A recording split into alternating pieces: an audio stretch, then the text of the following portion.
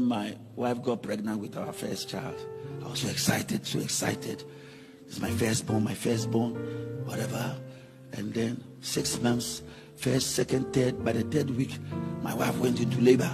Hey, I said, honey, but I thought they say it's 9 months. Yes. So why are you in labor? So to get to the hospital, before I realized she has delivered a baby. When I saw the baby, hey, an anointed man of God, preacher. My baby was like a frog, small like this. My baby was weighing 1.6 kilos. And you know the painful part? Chapa, do you know the painful part? The painful part was that when I was walking from the ward where my wife was to the incubator, I was walking past young girls who have delivered twins, triplets. They didn't have where the food there. And I, the anointed man of God, ordained with a collar. My baby is 6 months, 3 weeks, 1.6 kilos. And then, you know, because I was a young guy and I've never seen a preterm baby before, when I went, there was an incubator and they have covered it with some blanket. Then they removed it to expose my baby. When I saw my baby, I said, hey. The doctor could see the shock on my face. So he said, oh, Reverend, don't worry, the baby will be fine. I said, how can he be fine? So when I went down, my wife said, how is the baby? I said, God will give us another baby. God will give us another baby. Because this one is so bad, very small. When I went home, my mother said, so how is she? I said, she's fine. How is the baby? I said, ma, my wife has delivered something to the baby, like an animal. Yeah. Have you seen a 6-month-old baby? It's like an animal. Very small, very tiny, with tubes. Oh no, this one cannot be my baby. I'm a prayerful man of God, anointed, ordained, with clerical. I had a wedding. I did knocking, engagement, and wedding. So I was supposed to have a full-term baby. And that is what God gave me. A tiny 1.6. Children are born 3.5 kilos, 4 kilos, and mine is 1.6. My mother, oh, I love my mother. She did her best. After 4 months, the baby was in the incubator for 3 months or so. Then we brought the baby out, everything, and then the baby became well. Oh, everything was normal and everything. And then a year later or 2 years later, my wife got pregnant again. I was excited, very happy. My second born. Okawa, 6 months, 3 weeks. Again, I said, honey, what's wrong with your womb? What's wrong with your womb? Affliction shall not come to us a second time, but it came to us a second time. And this time it was 1.4 kilos smaller, tiny. I was very depressed. I was very grieved. I was very sorrowful. And this one, he stayed in the incubator for like 4 months. Came out. It took my son 3 years to walk. It took him 10 years to read. He was always last at the class. Anytime he's in school, his thumb is in his mouth. I want my mommy. So I'll call my wife from the bank. Honey, come. The boy is crying. The gap between his ear and his nose didn't form well. So he had a discharge in the ears all the time. And he was in pain all the time. He was permanently in pain. We don't sleep in the house. He was always crying. He won't go to school. He was always last. it didn't cry. I have to still preach every Sunday. I have to go to church. I have to do missions. I remember when I brought my second born to the house. That same we were at Obuasi Crusade. The team has left, so I went to Korle Bu, brought them to the house, and left for Obuasi the same day because I was the preacher, and left for Obuasi missions. You see Obuasi over here? And when I was leaving, my wife was crying because she was carrying the baby, and I was leaving there. After they've come from the hospital, I went to the hospital with somebody's car, and I brought them home. And the car that was to take to Obuasi was already parked outside. I said, honey, I have to do missions. You know that I'm the preacher, so stay here. This is my mother. Everything you did is here, so I'm going. My wife was crying, carrying our small baby, suffering. And I went to enjoy because that time Stanley was the missions director. He has already gone ahead and come and said, am I coming? Because I'm the one preaching the night. We drove all the way to Obuasi. When I got to Obuasi, I went to my retreat. I was the evangelist. I was on the platform preaching. When I had brought my small baby back to the house, it was nowhere. And hidden the sea, casting out devils and prophesying to people.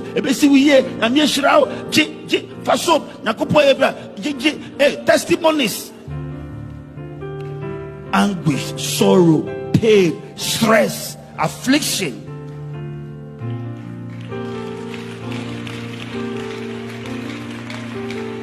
It's all part of the calling.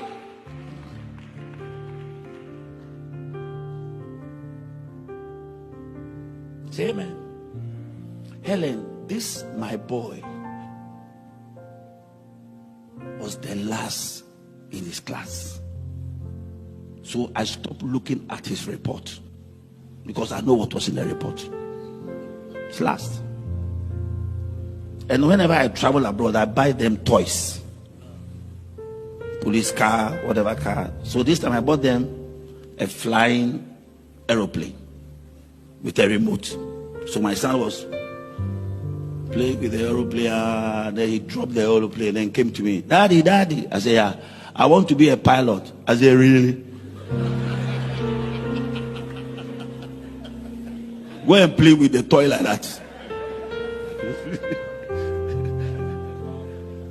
You're far away from being a pilot. Piloting, they want people like this. You. When he has a party and they put a candle, they say, happy birthday to you. Elon, blow your candle. He'll be standing there. Then his friends will blow the candle for him. Because his brain doesn't register information well. So he is slow in processing his information. When you say, Elon, there's a water bottle in the hall. Elon, go and bring it. Then he will come. I can't find it. I said, but the thing is sitting there. I didn't see it. When they are doing musical chairs, the music will stop. My son will still be dancing. And all the seats are taken.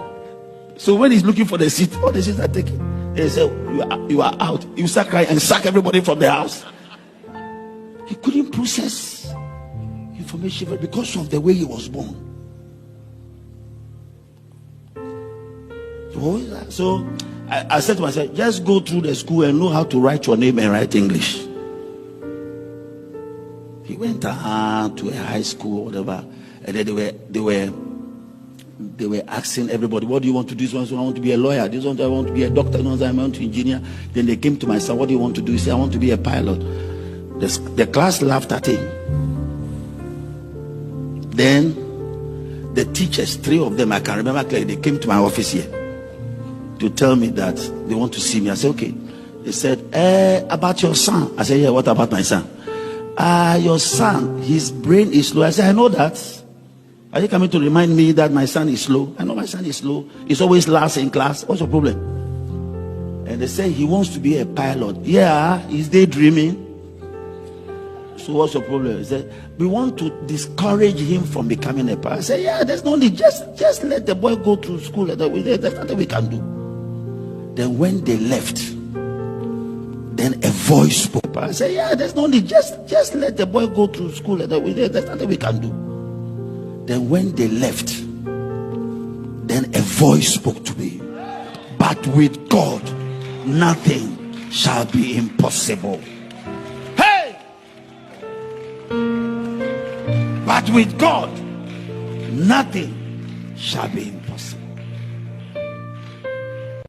Came home, called my son, laid hands on him. But with God, nothing shall be impossible. But with God, nothing shall be. I say, Elo, you shall become a pilot. I started laying hands on him.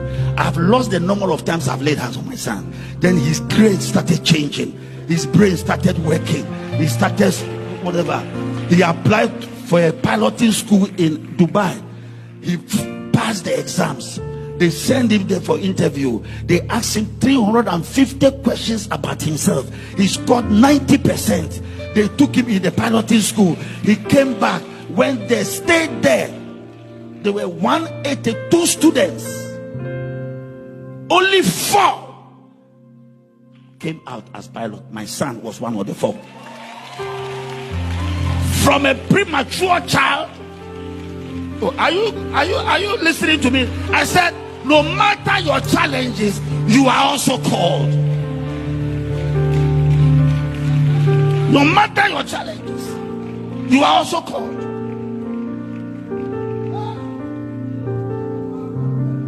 This my son went to the UK, finished, went to the US.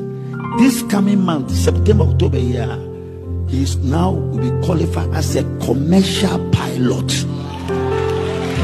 From zero, from the bottom. Not even knowing how to blow a candle. You know, one day he was talking. I said, "Oh, this is your friend. I don't see him around again." So daddy is too slow. I said, "You are calling somebody too slow?"